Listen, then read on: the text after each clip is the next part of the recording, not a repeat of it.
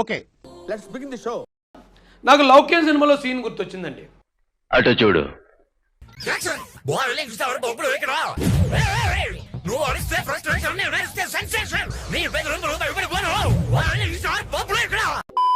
ఇక్కడ 30 years industry ఈ క్యారెక్టర్లో మనం బోరుగడ్ అనిల్ అని అతన్ని ఊహించుకోండి.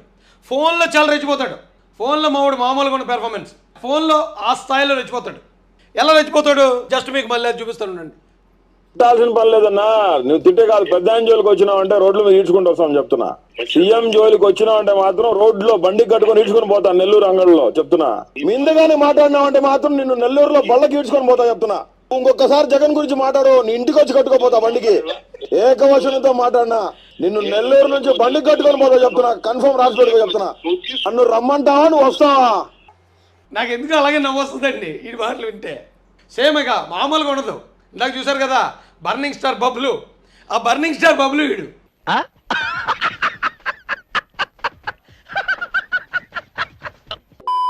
Same to same. అక్కడ ఎలాగైతే బెదిరించాడో ఇక్కడ కూడా అలా బెదిరించాడు కదా. ఇప్పుడు బర్నింగ్ స్టార్ బబ్లుకి సినిమాలో ఏం జరిగిందో చూద్దాం. తర్వాత ఈ బర్నింగ్ స్టార్కి ఇక్కడ అంటే రియాలిటీలో ఏం జరిగిందో చూద్దాం.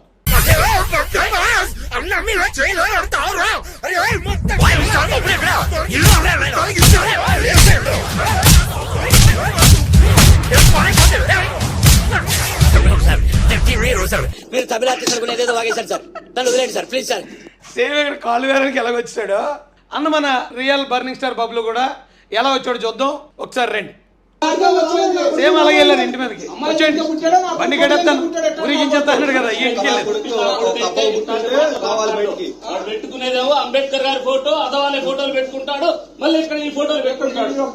అయితే వాడు మంట గుడు పోయి పంజాబడక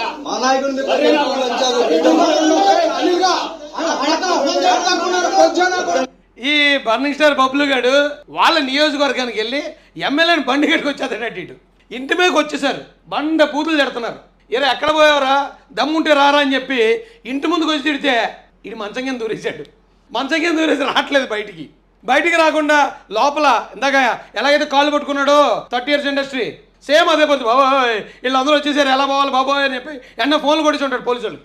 రే నీ ఇంటి ముందుకో 10 మంది వస్తేనే అల్లిపో మంచం కింద దూరేసే నువ్వు ఒక ఎమ్మెల్యేని వాళ్ళ నియోజకవర్గం బండి కట్టు ఓడి అమ్మ. మరి ఇది కామెడీయే కాదు చెప్పండి. వెంటనే మనోడు పెర్ఫార్మెన్స్ కూడా ఎక్కడి నుంచి అక్కడి దిగిపోయి చూడండి. గౌరవ ముఖ్యమంత్రి వారు దీనిపైన నిష్పక్షపాతంగా సిట్ ఎంక్వైరీ చేయించి ఎవరున్నారో దోషుల్ని శిక్షించాలని చెప్పి, నాకు నా కుటుంబానికి సెక్యూరిటీని ప్రొవైడ్ చేయాలని చెప్పి దేవుడు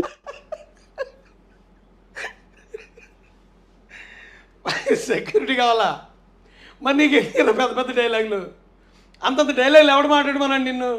ఒక 10 మంది ఇంటి ముందుకు వస్తేనే అప్పుడే గులాబ్ జాములు కలగాలి ఇంట్లోకి వచ్చి అయ్యా నాకు సెక్యూరిటీ అయ్యా. ఏడ్రా ఈ పెర్ఫార్మెన్స్? ఈ కమెడియన్ పట్టుకుని మీరేమో ఫుల్ టైం వెళ్ళనుకుంటున్నారు. ఆడు వెళ్ళను కాదండి పాపం, కమెడియన్ కాల్ పోయాడు.